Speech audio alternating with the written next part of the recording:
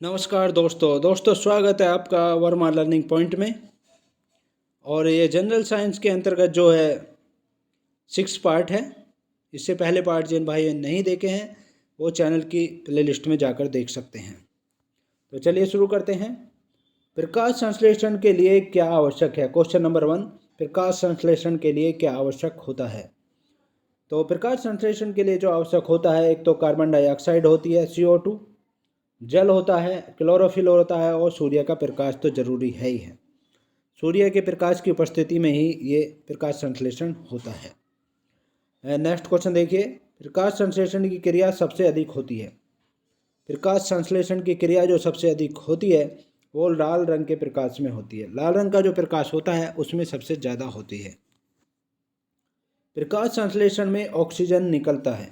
प्रकाश संश्लेषण में जो ऑक्सीजन निकलती है वो कहाँ से निकलती है? जल से निकलती है। प्रकाश संश्लेषण में ऑक्सीजन जो निकलती है वो जल से निकलती है। नेक्स्ट क्वेश्चन देखिए, प्रकाश संश्लेषण का प्रथम स्थिर यौगिक है। प्रकाश संश्लेषण का प्रथम स्थिर यौगिक जो है वो फास्फोग्लिसरिक अम्ल है। फास्फोग्लिसरिक अम्ल होता है। प्रथम स्थिर यौगिक फास्फोग्लिसरिक अम्ल होता है। नेक्स्ट क्वेश्चन देखिए, राइजोम पादप का भूमिगत प्रारूप है। राइजोम पादप का जो भूमिगत प्रारूप है वो है तना। राइजोम पादप का भूमिगत प्रारूप जो है वो है तना होता है। नेक्स्ट क्वेश्चन देखिए, दलहन के जड़ में पाए जाने वाला जीवाणु है। दलहन के जड़ में पाए जाने वाला जीवाणु है। तो दलहन जो होती है, दाल जो होती है, उनके जड़ में पाए जाने वाला जीवाणु राइजोबियम होता है। राइजोबियम होता है।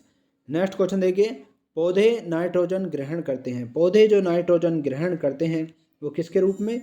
नाइट्रेट के रूप में ग्रहण करते हैं। नेक्स्ट क्वेश्चन देखिए, पादपों में जल तथा खनिज लवण का संचालन होता है। पादपों यानी पौधों में जल या खनिज लवण का जो संचालन होता है वो जाइलम द्वारा होता है। जाइलम द्वारा होता है। नेक्स्ट क्वेश्चन देखिए, पादपों में बना खाद्य पदार्थ पौधे के विभिन्न अंगों में पहुंचता है। पादपों में बना खाद्य पदार्थ पौधे के विभिन्न अंगों में पहुंचता है। किसके द्वारा? फ्लोएम द्वारा पहुंचता है। नेक्स्ट क्वेश्चन देखिए, वह यंत्र जिसके द्वारा तने की वृद्धि दर नापी जाती है वह यंत्र जिसके द्वारा तने की वृद्धि दर नापी जाती है वह है ऑक्जेनोमीटर है। कौन सा है? ऑक्जेनोमीटर होता है। नेक्स्ट क्वेश्चन देखिए, आत्महत्या की थैली किसे कहा जाता है? अब कोशिका के अंतर्गत हम क्वेश्चन देख रहे हैं। आत्महत्या की थैली किसे कहा जाता है? आत्महत्या की थैली जो कहा जाता है लाइसोसोम को कहा जाता है, और ये कोशिका के अंदर होती है लाइसोसोम। इसे आत्महत्या की थैली कहा जाता है। लाइसोसोम की खोज किसने की थी? लाइसोसोम की खोज जो की थी वो की थी डी डूबे ने 1958 ईस्वी में की थी। और डी डूबे ने और 1958 ईस्वी में खोज की थी। नेक्स्ट क्वेश्चन देखिए, प्रोटीन की फैक्ट्री किसे कहा जाता है? प्रोटीन की फैक्ट्री जो कहा जाता है कोशिका के अंदर है वो राइबोसोम को कहा जाता है। राइबोसोम को कहा जाता है। और प्रोटीन का संश्लेषण होता है। प्रोटीन का संश्लेषण जो होता है राइबोसोम के द्वारा ही होता है, इसलिए उसे प्रोटीन की फैक्ट्री कहा जाता है। यानी सारा प्रोटीन जो है कोशिका के अंदर राइबोसोम में ही बनता है, इसलिए उसे प्रोटीन की फैक्ट्री कहा जाता है। नेक्स्ट क्वेश्चन देखिए, डीएनए की खोज किसने की थी? डीएनए की जो खोज की थी डीऑक्सी राइबोन्यूक्लिक अम्ल, तो वो वाटसन एवं क्रिक ने की थी। वाटसन एवं क्रिक ने की थी। वाटसन एवं क्रिक ने डीएनए की खोज की थी। और डीएनए का संश्लेषण का प्रतिपादन किया था। डीएनए संश्लेषण का प्रतिपादन किया था। किसने किया था? डीएनए संश्लेषण का प्रतिपादन जो किया था वो कॉर्नबर्ग ने किया था। कॉर्नबर्ग ने किया था। और डीएनए की खोज किसने की थी? वाटसन एवं क्रिक ने की थी। नेक्स्ट क्वेश्चन देखिए, डीएनए और आरएनए क्या है? डीएनए और आरएनए जो हैं दोनों ये क्या हैं? न्यूक्लिक अम्ल हैं। दोनों न्यूक्लिक अम्ल हैं। और नेक्स्ट क्वेश्चन देखिए, डीएनए के क्रियात्मक खंड को क्या कहते हैं? डीएनए जो होता है उसके जो क्रियात्मक खंड होता है, जो क्रिया होती है जिसमें, उसको क्या कहा जाता है? जीन कहा जाता है। उसे जीन कहा जाता है। नेक्स्ट क्वेश्चन देखिए, डीएनए का डबल हेलिक्स मॉडल को बनाया था। डीएनए के डबल हेलिक्स मॉडल को जो बनाया था वो सर्वप्रथम वाटसन एवं क्रिक ने बनाया था। वाटसन एवं क्रिक ने बनाया था। और डीएनए की इकाइयाँ हैं, नेक्स्ट क्वेश्चन है ये, डीएनए की इकाइयाँ हैं न्यूक्लियोटाइडस हैं। न्यूक्लियोटाइडस हैं डीएनए की इकाइयाँ। नेक्स्ट क्वेश्चन देखिए, सर्वप्रथम प्रयोगशाला में जीन का संश्लेषण किया था। सर्वप्रथम प्रयोगशाला में जीन का संश्लेषण जो किया था वो डॉक्टर हरगोविंद खुराना ने किया था। वो भारत के थे लेकिन अमेरिका में रह जाकर बस गए थे। तो अमेरिकन भारतीय साइंटिस्ट ने किया था जीन का संश्लेषण। नेक्स्ट क्वेश्चन देखिए, पुरुष व स्त्री जीन संगठन होता है। पुरुष व स्त्री जीन संगठन जो होते हैं, पुरुष में होते हैं XY और स्त्री में होते हैं XX होते हैं, दोनों ये जीन संगठन होते हैं। नेक्स्ट क्वेश्चन देखिए, एक लड़का पिता से क्रोमोसोम पाता है। एक लड़का पिता से जो क्रोमोसोम पाता है 22 तो क्रोमोसोम होते हैं और एक होता है वाई वाला, यानी 23 क्रोमोसोम होते हैं।